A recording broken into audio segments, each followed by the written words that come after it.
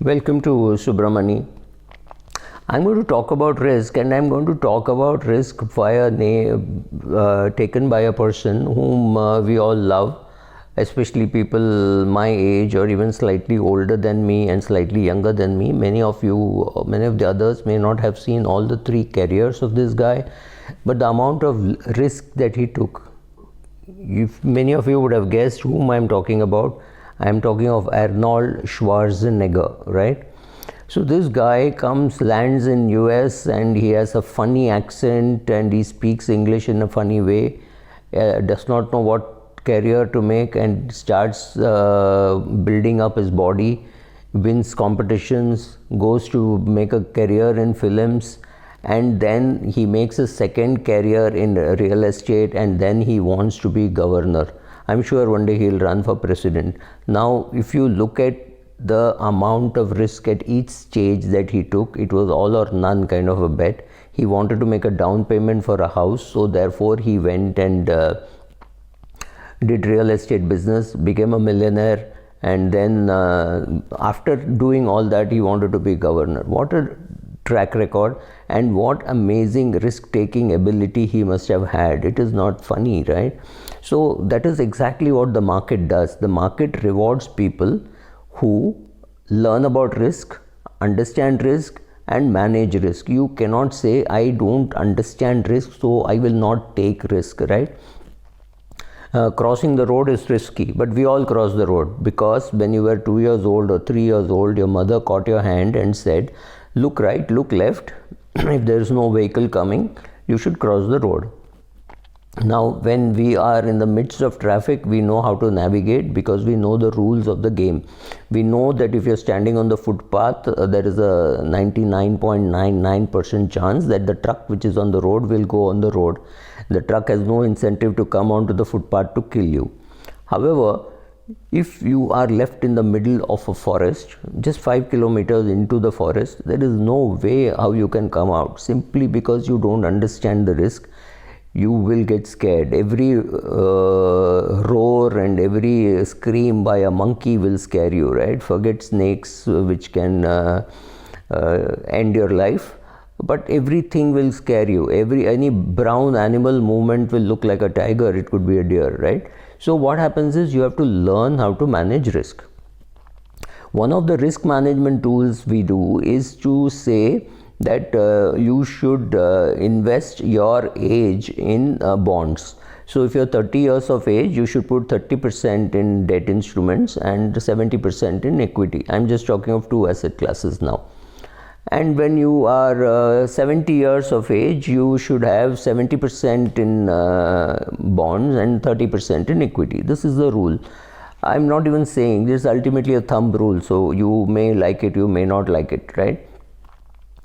But I think it was Bernstein who said you could do a plus 20 or a minus 20 also. When he says plus 20, it means if you're 30 years of age, you should have 30% in bonds. However, if you're ultra conservative, very worried, very scared of what can happen in life, and then you could add another 20 to it. So at the age of 30, you could have 50% in bonds and 50% in equity.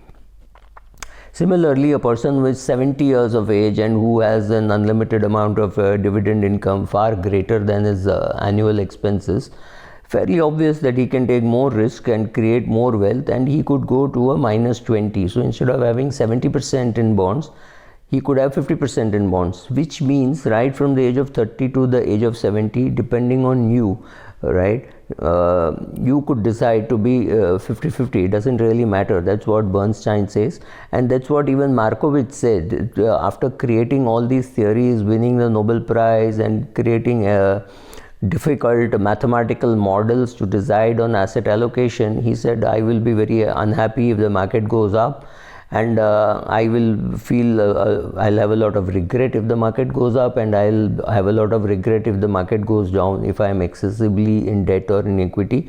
So I've been at 50-50. Now I know many big rich individuals who would be nowhere near 50-50. They would be something like 90-10 or 95-5. Take very rich investors like Azim Premji, Ratan Tata, or Mukesh Ambani, right? All those people would be in that 95/5, because that 95 is huge and that 5 is also huge. That 5 is more than enough for their day-to-day expenses or things like that, or whatever are their personal expenses. So don't believe all these ratios. Understand one thing, like Schwarzenegger, Arnold,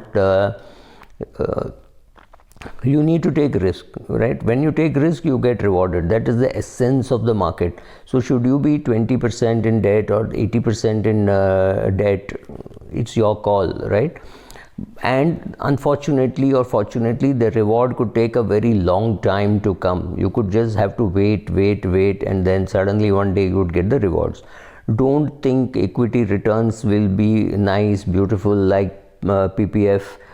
In PPF you will get 8%, 7%, right? So you will get it at a steady rate. So if you know the balance today and you assume that 6.5%, 7% interest will say, you can know how much of the amount you will have after 15 years. There is absolutely no way of guessing that in equity. But like Arnold got rewarded, you will also get rewarded.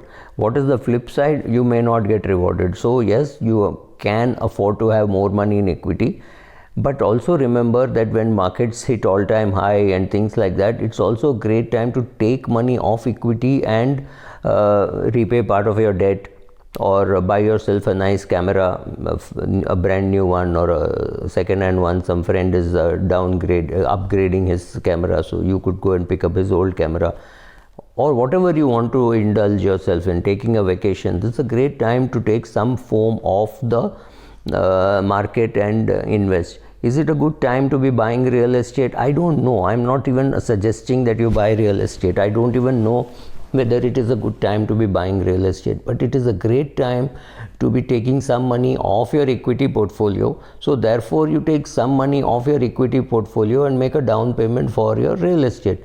Real estate is going at a nice discount and all that. Can prices come down further? I'm sure, but I also know that last 5 years prices have just gone nowhere, right? So the building in which I stay, the price at which one flat got transacted in 2020, this is pre-COVID, which means February, was exactly the same price which happened in 2015. So I'm privy to some of these transactions, and therefore I have seen that. So if that much is the fact that for 5 years prices have not moved, maybe prices will move. But I'm not even suggesting that I'm not giving a view on real estate. However, if you have decided to buy real estate, this is a good time to take some form of the beer. Beer is a good example, right? So if you have not seen the beer being poured from a bottle to a glass, you do not know how much is beer and how much is the foam, right? That is exactly what happens in the market. You see a glass of beer and it has got foam, but you have no clue how much is beer and how much is foam. It will take a long time for it to settle. Then only you will know whether the market is whether it was beer or whether it was foam. So is the market at a high now? Yes, it is at a high now. But is it a high or a low? You will know only 6 months later. In 2021 June, if the index is at 54,000, the Sensex, then 44,000 will look low, right? But if the index is at 41,000 or 40,000, then that index at 44, it would look like, oh God, I wish I had sold some more shares. Not true, because you cannot judge yourself after an event has happened. But I do think if you have a very concentrated portfolio, or you have some bad quality stocks which have not participated in the rally, it's always a great time to clean your portfolio.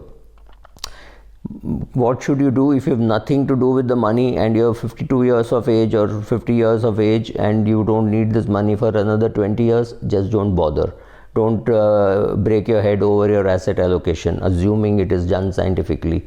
However, if you need money over the next 2-3 years, you have a son's wedding coming up, you have a daughter's wedding coming up, or you want to pay some money for your son buying a house, or you want to buy a bigger house and you want to upgrade, this is a good time to take money off. Please understand, risk will be rewarded, but it is nice to take some money off the table and use it for things that you wanted to do always. Thank you.